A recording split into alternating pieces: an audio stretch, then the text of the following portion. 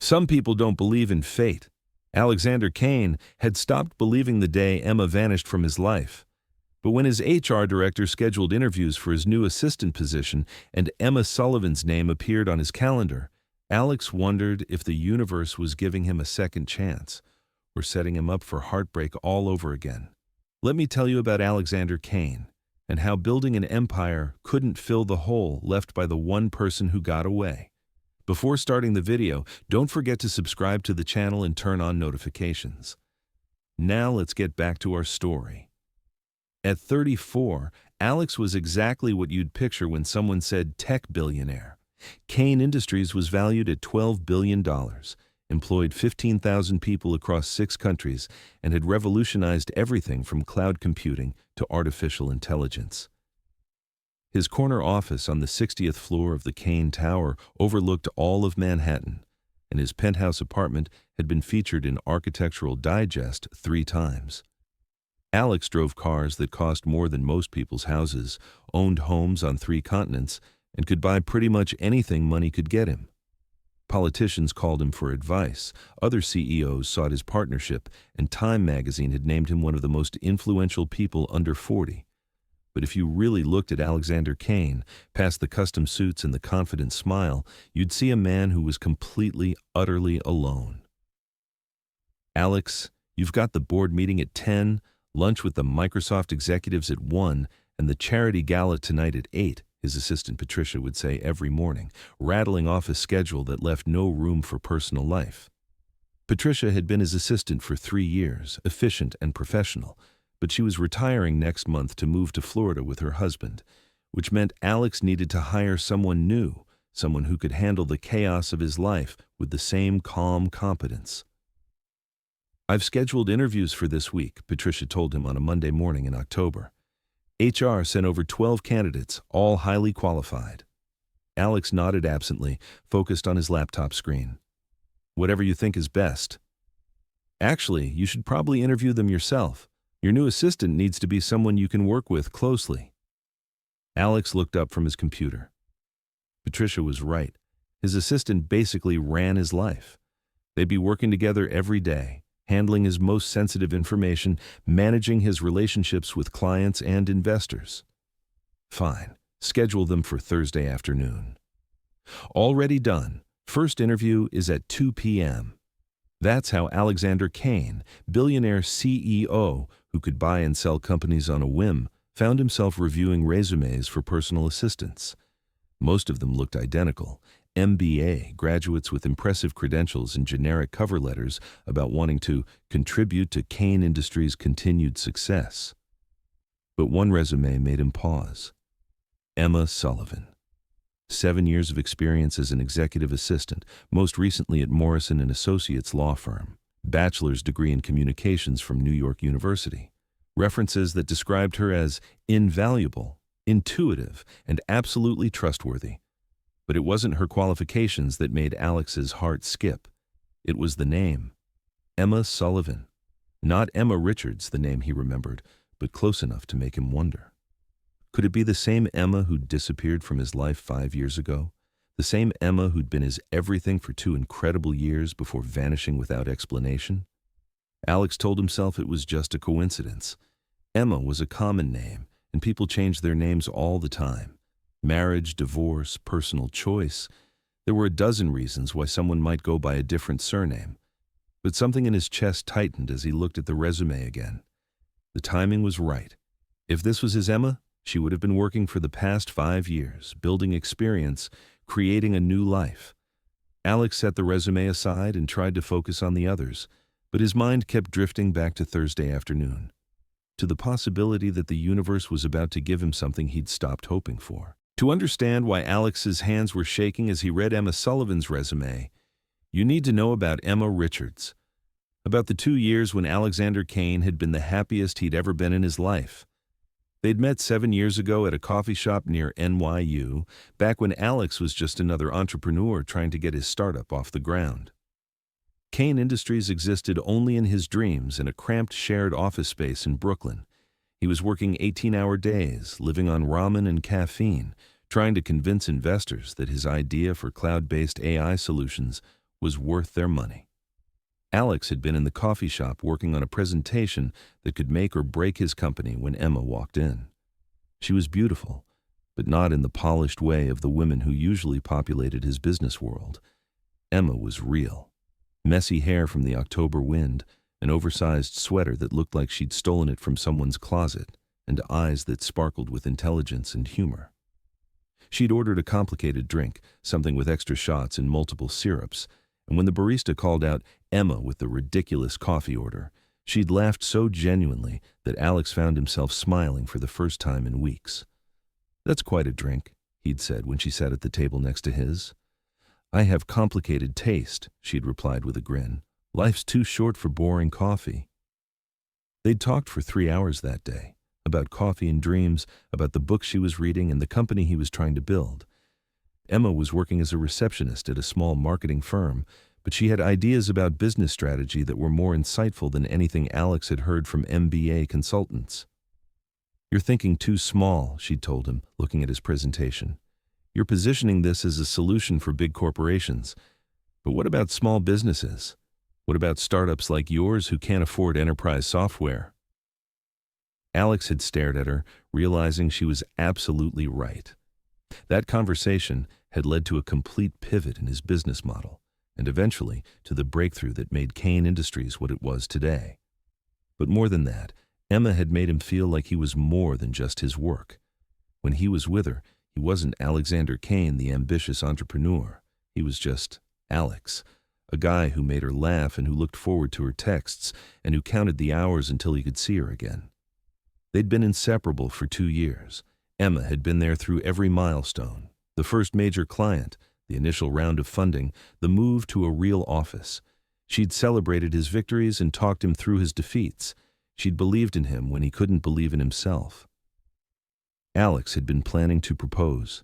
He'd bought the ring, picked out the restaurant, even practiced the speech. He was going to ask her to marry him on the 2-year anniversary of the day they'd met in that coffee shop. But 3 weeks before their anniversary, Emma had gotten devastating news. Her father, who she'd been estranged from for years, was dying of cancer. Despite everything that had happened between them, Emma felt she needed to go home to take care of him. "I have to go back to Chicago," she'd told Alex, tears streaming down her face. "I know we haven't talked in 5 years, but he's my father. I can't let him die alone." "Then I'll come with you," Alex had said immediately. "We'll figure it out together." But Emma had shaken her head. "Alex, your company is at a crucial point. You can't leave now, and I can't ask you to." "You're not asking. I'm offering." "No," Emma had been firm about it. "This is something I need to do alone. My family situation is complicated. I need to focus on my dad right now." Alex had wanted to argue, but he could see the pain in Emma's eyes. Her relationship with her family had always been difficult. Something about her father's drinking and her mother's inability to stand up to him. Emma had left Chicago the day she turned 18 and never looked back. "How long will you be gone?" Alex had asked. "I don't know. A few months, maybe longer. It depends on how his treatment goes." They'd talked about doing long distance, about Alex visiting when he could, about making it work somehow.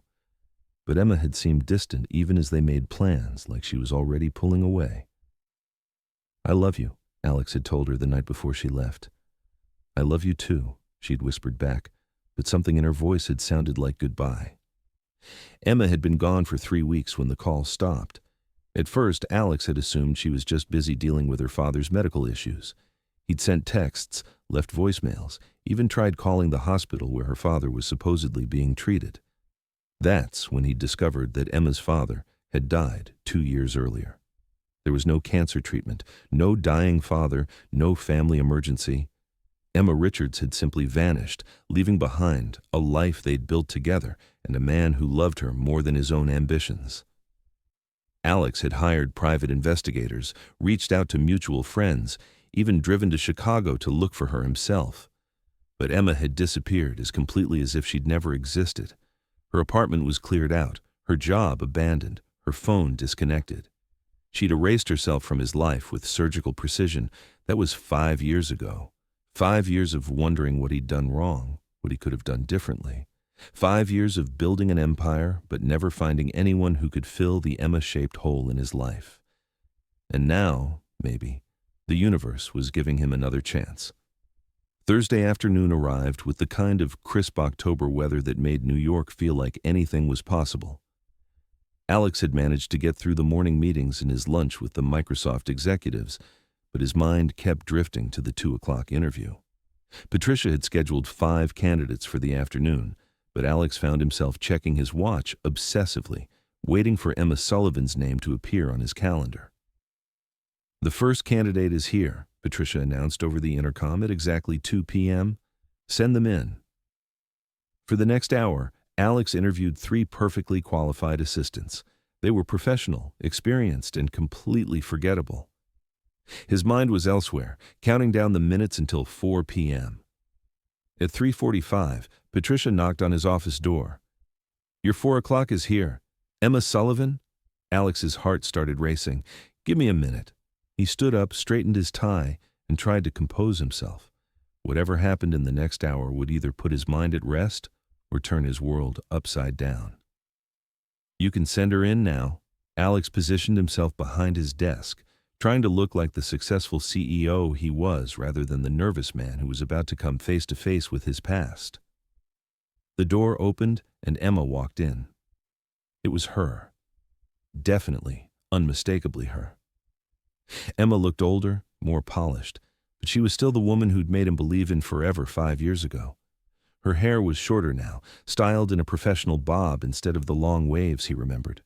She wore a tailored black suit that spoke of success and confidence, but her eyes, those incredible hazel eyes that had haunted his dreams, were exactly the same.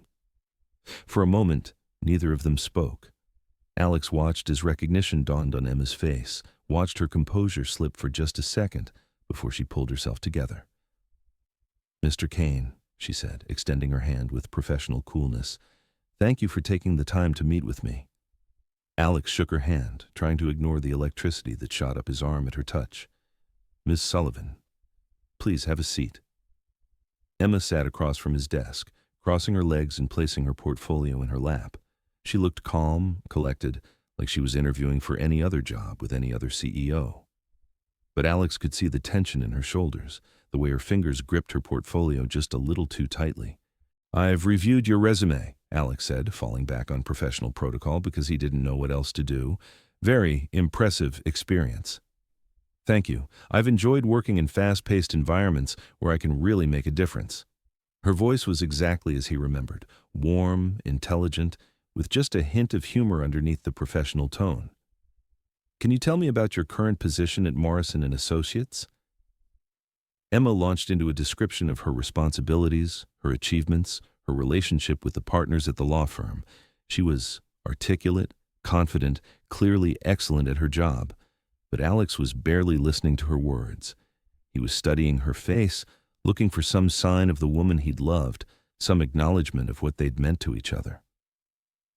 "Why are you looking to leave Morrison & Associates?" he asked. Emma paused for just a moment. "I'm looking for new challenges, an opportunity to work with innovative technology and dynamic leadership." It was a perfectly acceptable answer that told him nothing about why she was really there. "And why Kane Industries specifically?" "Your company's reputation speaks for itself.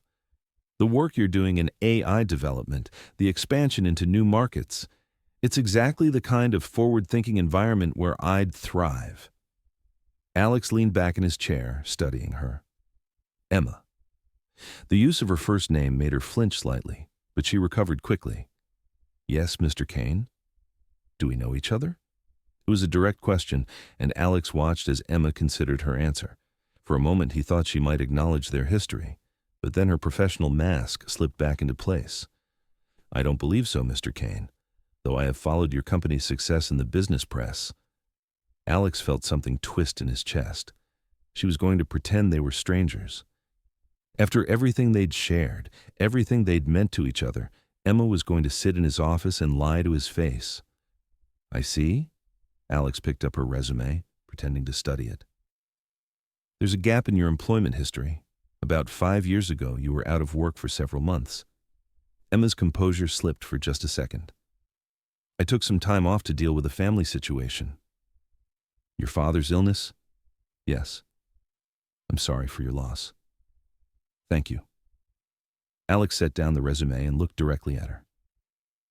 Emma, I have to ask, are you sure we've never met? You seem very familiar. Emma met his gaze steadily, but Alex could see the pain in her eyes. I'm sure, Mr. Kane. I think I'd remember meeting someone like you. The words hung in the air between them, loaded with double meaning. Alex felt like she'd slapped him. Well then, he said, his voice carefully neutral. Thank you for coming in. We'll be in touch. Emma stood up, smoothing down her skirt. Thank you for your time, Mr. Kane. I hope you'll consider me for the position. She turned to leave, and Alex found himself saying, Emma. She stopped but didn't turn around. Yes? Why did you come here, really? For a long moment she didn't answer. Then, without turning around, she said quietly, Sometimes you don't know why you do something until you've already done it. She left without another word, closing the door softly behind her. Alex sat alone in his office, staring at the door she'd walked through, feeling like his carefully constructed world had just been turned upside down. Emma was back. The question was, what was he going to do about it? After Emma left, Alex couldn't concentrate on anything. He canceled his remaining meetings, ignored his emails, and spent the rest of the afternoon staring out his office window at the Manhattan skyline. Patricia knocked on his door at 6 p.m. Alex, I'm heading home. Do you need anything before I go? Come in for a minute. Patricia entered and sat across from his desk, the same chair Emma had occupied a few hours earlier. What did you think of the candidates today? They were all qualified. The Morrison and Associates woman seemed particularly impressive. Emma Sullivan, very professional, excellent references. Alex nodded slowly. What else did you think about her? Patricia tilted her head, studying him. Is there something specific you want to know? Just your general impression. Well, she seemed nervous, but that's normal for an interview. She was clearly intelligent, articulate. I think she'd do well in the role. Patricia paused. Alex, is everything okay? You seem distracted. I'm fine. Just thinking through the decision. After Patricia left, Alex remained in his office until nearly midnight, wrestling with what to do. Every logical part of him said hiring Emma was a terrible idea. She'd disappeared from his life once without explanation. What was to stop her from doing it again? And having her work for him, seeing her every day, would be emotional torture. But another part of him, the part that had never gotten over her, saw this as the opportunity he'd been waiting for. A chance to find out why she'd left, a chance to understand what had gone wrong between them. Maybe even a chance to fix it. The next morning, Alex made his decision. Patricia, I want to offer the assistant position to Emma Sullivan. Patricia looked pleased. Excellent choice. I'll call her this morning. Actually, I'd like to call her myself. Patricia raised an eyebrow but didn't comment. She handed him Emma's contact information and left him alone to make the call. Alex stared at Emma's phone number for a full 5 minutes before dialing. His heart was racing like he was a teenager calling his crush for the first time. Hello? Emma's voice was cautious, like she'd recognized his number. Emma, it's Alexander Kane. Mr. Kane, hello. I'm calling to offer you the position, if you're still interested. There was a long pause.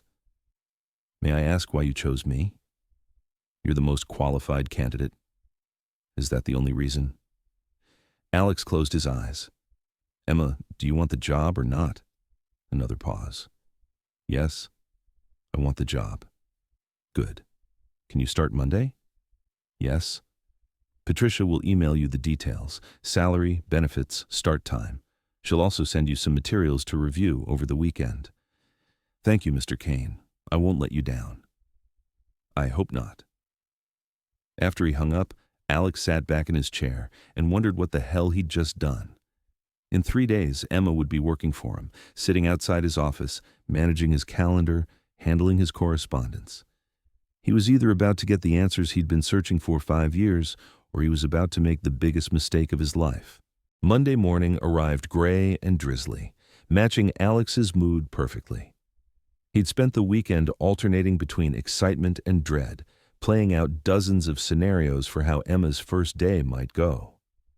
He arrived at the office early, wanting to be settled before she got there. Patricia was training Emma for the next 2 weeks before her retirement, so at least Alex wouldn't have to navigate the awkwardness alone. At exactly 8:30 a.m., Alex heard voices in the outer office, Patricia's warm greeting and Emma's professional response. Alex found himself straining to listen, trying to gauge Emma's mood from her tone. There was a soft knock on his door. "Come in." Patricia entered with Emma behind her.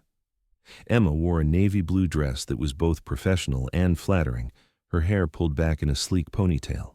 She looked beautiful and completely untouchable. "Alex, I'd like you to officially meet your new assistant, Emma Sullivan." "Ms. Sullivan." Alex stood and extended his hand. "Welcome to Kane Industries." "Thank you, Mr. Kane. I'm excited to get started." Her handshake was firm, brief, completely professional. No hint of recognition, no acknowledgement of their history. "Patricia will be training you for the next 2 weeks," Alex said. "After that, you'll be working directly with me." "I understand. I've reviewed the materials you sent, and I'm ready to learn your systems." "Excellent. Patricia, why don't you show Emma around? Introduce her to the key people she'll be working with." "Of course. Emma, shall we start with a tour of the executive floor?" They left Alex's office, and he could hear Patricia's voice in the hallway, explaining the layout, introducing Emma to other employees. Emma's responses were polite, interested, completely normal, like she was just another new hire, not the woman who'd once been the center of Alex's universe. Over the next 2 weeks, Alex watched Emma settle into her role with impressive efficiency. She learned his systems quickly, anticipated his needs, and handled his correspondence with professionalism that bordered on perfection. She was also driving him absolutely insane. Emma treated him with the same courteous distance she showed every other executive in the company. She called him Mr. Kane, even when they were alone. She scheduled his appointments, managed his calls, and coordinated his travel with seamless competence. But she never once acknowledged that they'd known each other before, never slipped up and called him Alex, never showed any sign that sitting outside his office every day was anything other than just another job. The worst part was how good she was at the work. Emma had always been intuitive about people and situations, and that hadn't changed. She could read his moods, anticipate what he needed, and handle difficult clients with a combination of firmness and charm that made Alex's life infinitely easier. She was the perfect assistant, which made it even more frustrating that she was pretending to be a stranger. 2 weeks into Emma's employment, Patricia officially retired. Alex hosted a small goodbye party for her in the conference room, with cake and champagne and speeches about her 3 decades of service to the company. As the party wound down and employees filtered back to their offices, Alex found himself alone with Emma in the conference room. She was clearing away the empty champagne glasses and paper plates, moving with the efficient grace he remembered from when she used to help him clean up after late nights at the office. "You don't have to do that," Alex said. "The cleaning crew will handle it." "It's no trouble," Emma continued stacking plates. "Besides, I hate leaving messes." Alex remembered that about her. Emma had always been neat, organized, unable to relax when things were out of place. "Emma," she looked up from the plates. "Yes, Mr. Kane?" "How long are we going to keep pretending?" Emma's hands stilled. "I'm not sure what you mean." "You know exactly what I mean." Emma set down the plates and looked directly at him for the first time since her interview. "Mr. Kane, I think there might be some confusion. My name is Alex. You know my name is Alex because we lived together for 2 years, because you helped me build this company, because I was planning to propose to you before you disappeared without a fucking word of explanation." Emma's professional mask finally cracked. Pain flashed across her face, quickly replaced by something that looked like panic. "Alex, please." "Finally, my actual name." Alex stepped closer to her. "Do you have any idea what the last 5 years have been like for me? Do you have any idea how many nights I've wondered what I did wrong, what I could have done differently?" "You didn't do anything wrong." "Then why? Why did you leave? Why did you lie about your father? Why did you just vanish like we'd never mattered?" Emma's eyes filled with tears, but she didn't let them fall. It's complicated. Then explain it to me. I've got time. Emma looked around the conference room, as if checking to make sure they were alone. Not here. Not like this. Then where? When? Because I've been waiting 5 years for an explanation, Emma. I think I've been patient enough. Emma picked up her purse and walked toward the door. I need to think. Emma, don't you dare walk away from me again. She stopped with her hand on the door handle. I won't disappear this time, I promise. But I need time to figure out how to explain something I'm not sure I understand myself. What does that mean? Emma turned back to him, and Alex could see years of pain and regret in her eyes. It means I made the biggest mistake of my life 5 years ago, and I've been trying to live with it ever since. But I don't know how to fix it, Alex. I don't know if it can be fixed. Let me decide that. It's not just your decision to make. Emma left the conference room, and Alex stood alone, surrounded by the remnants of Patricia's retirement party, feeling like he was right back where he'd been 5 years ago, watching Emma walk away and not understanding why. Over the following days, Emma maintained her professional demeanor at work, but Alex could see cracks in her composure. She was quieter, more withdrawn. Sometimes he'd catch her staring out the window with an expression of deep sadness. Alex found himself studying her when she wasn't looking, trying to piece together the changes 5 years had brought. She was more polished now, more guarded. The spontaneous laughter he remembered was gone, replaced by careful smiles that never quite reached her eyes. On Thursday evening, as the office was emptying out, Alex made a decision. He walked to Emma's desk where she was finishing up some correspondence. Emma, I need you to work late tonight. There are some contracts I need reviewed for tomorrow's meeting. Emma looked up from her computer. Of course. How late? Probably a few hours. I can order dinner. Emma nodded, though Alex could see the wariness in her eyes. She knew he was manufacturing a reason to keep her there. By 8 p.m., the executive floor was deserted except for Alex and Emma. Alex had actually pulled together some contracts that needed review. If he was going to keep her late, he might as well make it productive. He brought the documents to Emma's desk and set them down. These need to be summarized for the board presentation tomorrow. I'll get right on it. Alex didn't move. He stood beside her desk, close enough to smell her perfume. Something different from what she used to wear, more sophisticated but somehow sadder. Emma, we need to talk. We're at work, Mr. Kane. It's after hours and we're alone. Can you please just talk to me? As the people we used to be. Emma stopped typing and looked up at him. For a moment, her professional mask slipped, and Alex saw the woman he'd fallen in love with. I don't know how to be that person anymore. Alex pulled up a chair and sat beside her desk. What happened to you? Where did you go? Emma was quiet for a long time, staring at her hands. When she finally spoke, her voice was barely above a whisper. I went home to Chicago, just like I told you. But your father, my father did die. Just not when I said he did. Emma looked up at Alex, her eyes filled with pain. He died 2 years before I left New York. I lied about the cancer, about needing to take care of him. Alex felt like he'd been punched in the gut. Why? Because I was scared. Because everything between us was moving so fast, and I could see you were planning something big. The way you'd been acting, the secretive phone calls, the way you kept asking about my ring size. Alex's breath caught. You knew I was going to propose? I suspected, and it terrified me. Why? I thought you loved me. I did love you. I loved you so much it scared the hell out of me. Emma's voice cracked. Alex, you have to understand. I'd never had anyone love me the way you did. My parents barely tolerated each other, and they sure as hell didn't know how to love me. I'd never seen a healthy relationship, never believed that kind of love actually existed. So you ran away? I panicked. You were this incredible man with this brilliant mind and all these dreams, and I was just me. A receptionist from a broken family who didn't know the first thing about being the kind of partner you deserved. Alex stared at her. Emma, that's the most ridiculous thing I've ever heard. Is it? Look at what you built, Alex. Look at this empire you created. You think you could have done that if you'd been tied down to someone like me? Someone like you? Emma, you helped me build this company.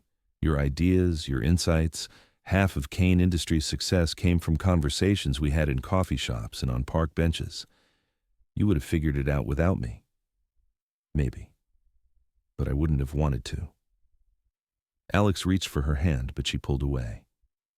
Emma, don't you understand? None of this means anything without you. I built all of this, hoping that someday you'd come back and I could share it with you. Emma's tears finally spilled over.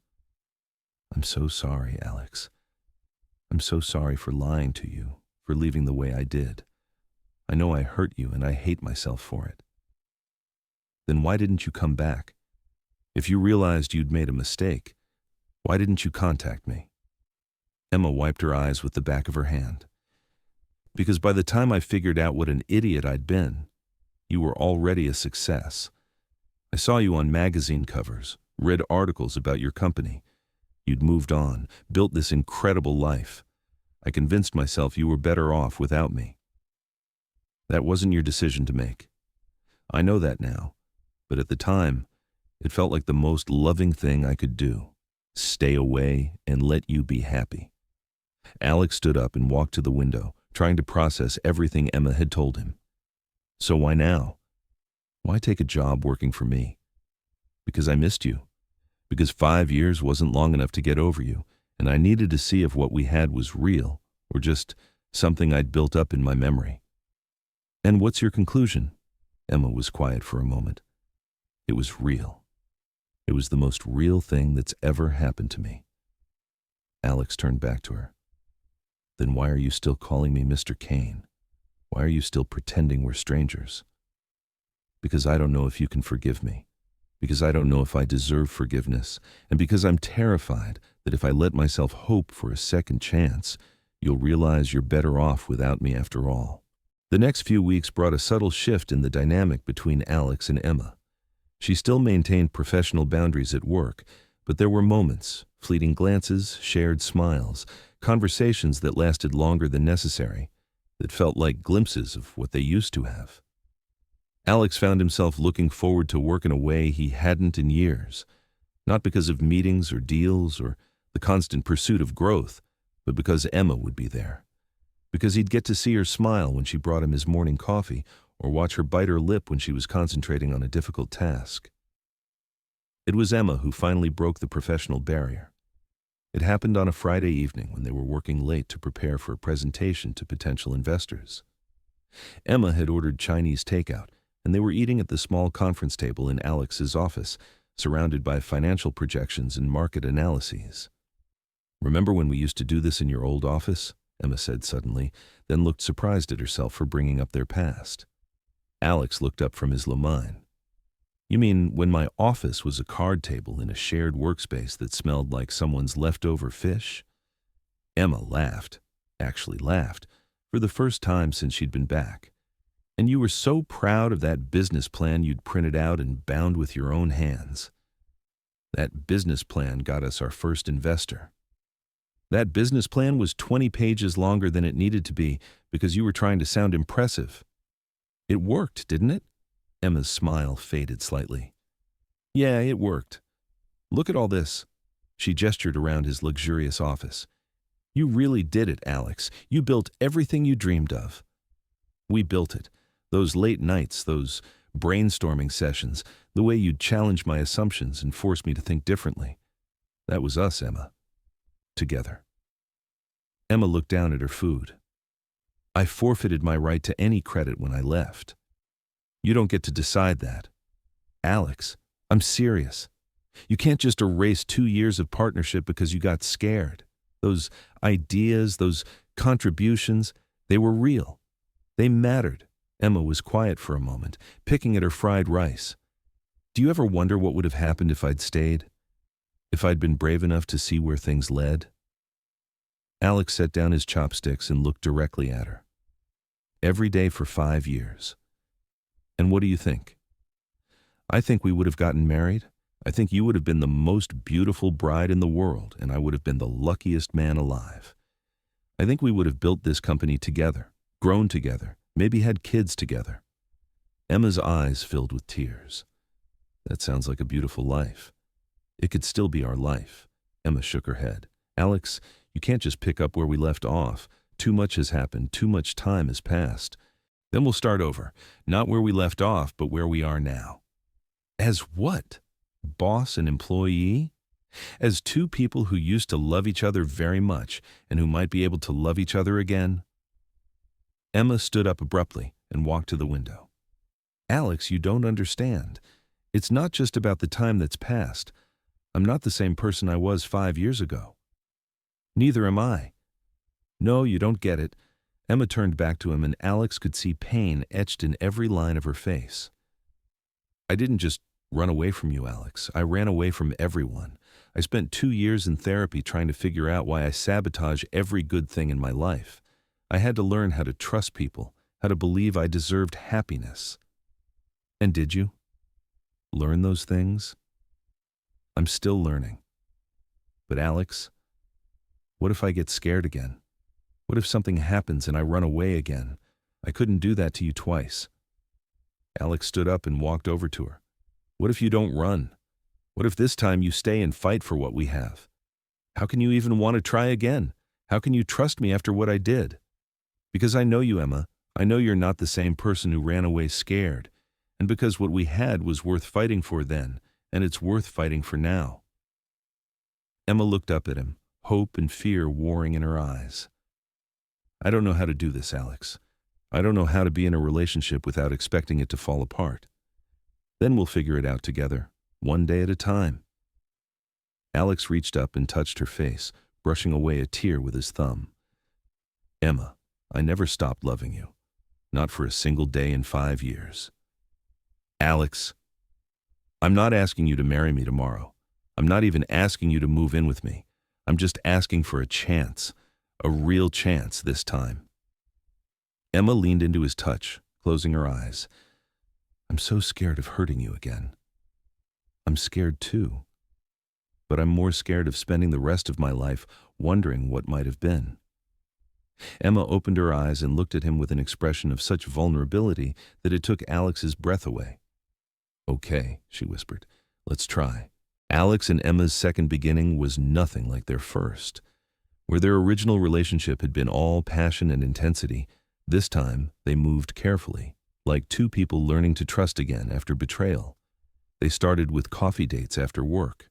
Nothing fancy, nothing that felt too much like the old days. Just two people getting to know each other again, sharing stories about the years they'd spent apart.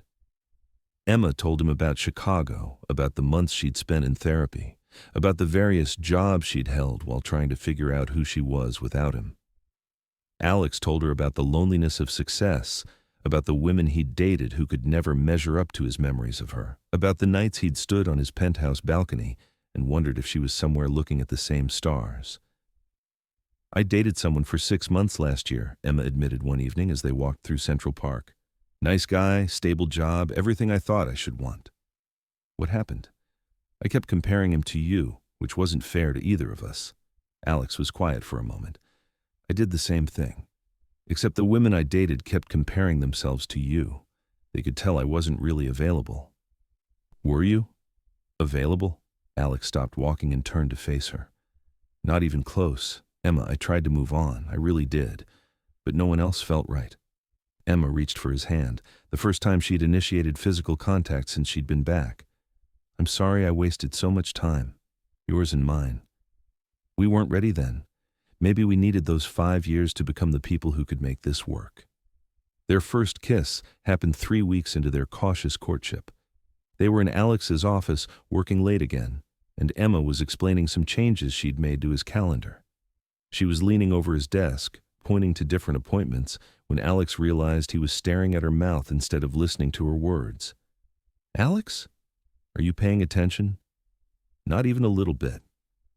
Emma looked up and caught the expression on his face. What are you thinking about? How much I want to kiss you right now. Emma straightened up, but she didn't step away. That might complicate our working relationship. Everything about this is already complicated. Emma studied his face for a long moment. We're really doing this, aren't we? Taking this chance? If you want to. Instead of answering, Emma leaned across the desk and kissed him. It was soft, tentative, nothing like the passionate kisses they'd shared 5 years ago. But it was real, and it was theirs, and it felt like coming home. When they broke apart, Emma rested her forehead against his. "I love you, Alex. I never stopped loving you. I love you too, and this time I'm not letting you go." Alex stood at the floor-to-ceiling windows of his office, watching the sun set over Manhattan. It had been exactly 1 year since Emma had walked back into his life, and he still sometimes couldn't believe she was real. "Working late again?" Emma's voice came from behind him. Alex turned to find her standing in the doorway, changed out of her work clothes into jeans and a sweater. Even after a year, the sight of her could still make his heart skip. Just thinking. About what? About how different this office feels now. Emma walked over to join him at the window. Different how? Like it has a purpose beyond just making money, like it's part of something bigger. Emma slipped her hand into his. "You mean us?" "I mean everything. Us, the company, the life we're building together." Emma leaned against his shoulder. "Speaking of the life we're building together." Something in her tone made Alex look down at her. "What?" Emma smiled, the radiant, unguarded smile he remembered from their early days together. "I have something to tell you." "What is it?" Instead of answering, Emma pulled a small box from her pocket and handed it to him. Alex opened the box to find a pair of cufflinks with a tiny engraving. "Daddy 2024. Alex stared at the cufflinks for a moment before the meaning sank in. "Emma, are you—" "8 weeks, I found out this morning." Alex set the box down and pulled Emma into his arms, spinning her around the office while she laughed. When he finally set her down, both of them were crying. "Are you happy?" Emma asked, suddenly uncertain. "Happy? Emma, I'm over the moon. We're having a baby." "We're having a baby." Alex kissed her deeply, pouring 5 years of longing and 1 year of rebuilding and all his hopes for their future into that kiss. When they broke apart, Emma rested her hand on her still flat stomach. "I know we haven't talked about marriage yet, and I don't want you to feel like you have to—" "Emma Sullivan," Alex interrupted, dropping to one knee right there in his office. "Alex, what are you doing?" Alex pulled out his phone and quickly texted his security guard. "I'm asking you to marry me, again, properly this time." "You don't have a ring." "I have a ring. I've had a ring for 5 years." The office door opened and Marcus, Alex's head of security, walked in carrying a small safe. "Thanks, Marcus." "Congratulations, Mr. Kane, Ms. Sullivan." After Marcus left, Alex opened the safe and pulled out a velvet box. Inside was the same ring he'd planned to give Emma 5 years ago, the ring he'd never been able to bring himself to return. "Emma Sullivan, you are the love of my life, the mother of my child, and the reason I get up in the morning. Will you marry me?" Emma looked down at him, tears streaming down her face. "Yes, Alex." "Yes, absolutely, yes." Alex slipped the ring onto her finger, where it had always belonged, and kissed her again. "I love you," he whispered against her lips. "I love you too. And this time, I'm never leaving." They held each other in the office where they'd found their way back to each other, surrounded by the empire they'd built together and the future they were finally ready to claim. Some love stories are about perfect timing.